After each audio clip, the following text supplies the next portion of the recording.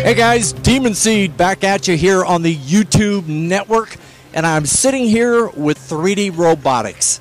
And introduce yourself to the gang for me. Joseph Letke, working at 3D Robotics a couple of years. Designer of a lot of the aircrafts and pilot instructor, some engineering.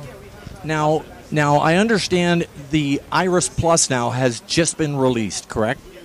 Yes, the Iris Plus is our newest product. You're looking at one of the rare Iris Pluses right here. We're still receiving production units. Now, if you know what the old Iris looks like, you'll be able to identify a few of the things that have changed on the new one. We've added a lot of things to make it easier for the user to operate in the field. One of the key things that I really like are the self-tightening props, and I'm going to try to... There we go. So the props just screw on. And they didn't on the old? They didn't. It was a... Prop nuts? It was a traditional...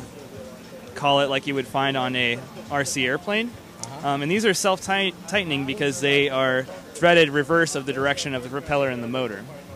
So you don't have to worry about them ever coming loose. If you need to change a prop or take them off to put it in the box quickly, it's so very easy. These really don't need a wrench, right? You just hand tighten them. No tools required. That's what we were looking for. That's always a plus. So are we talking out of the box, no tools? Right. Just for the propellers. I don't believe...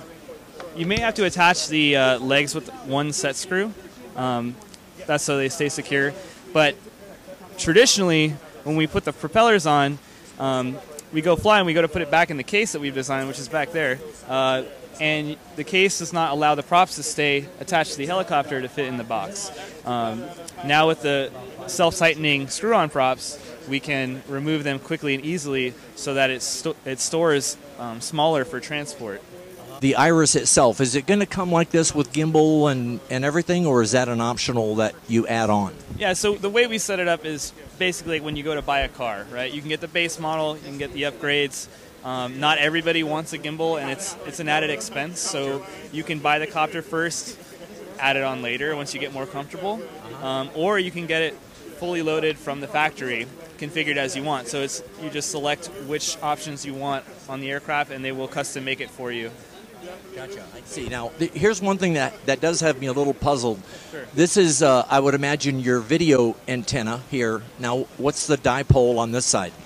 So, basically, on this aircraft, we have, really 4 antennas. You have the receiver antenna, which is internal. You can't see it. The GPS receiver, which is right here underneath. This antenna, this is a linear polarized antenna. This is our 900 megahertz telemetry antenna. And on the other side, you have your circular polarized 5.8 video transmitter antenna.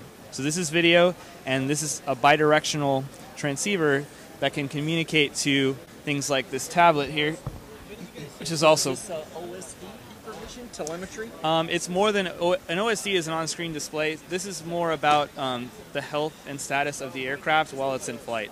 So we have a tablet like this and a software called Droid Planner, which is new as well to the Iris. Very easy to use, all touchscreen, and you can see a matching antenna here. You asked about that. So the aircraft can send information back to this, and you will display your altitude, airspeed, heading, all the health information of the vehicle, battery, plus its position on the map, right? And then at the same time, this transmits to this antenna to give the aircraft commands from the computer side. Oh, really? So it's a two-way communication. Now, and the tablet is not part of the kit, correct? No, because you can use basically any Android type device, whether it's a tablet, a phone, even there's a watch, I believe, that they can use to control the aircraft. I've seen that. Now, how is Apple and iPhone play into all this? We're working on it. It's much more difficult to get approval for them. There's a much lengthier process to get that. We are actively working on that, and it should be available soon.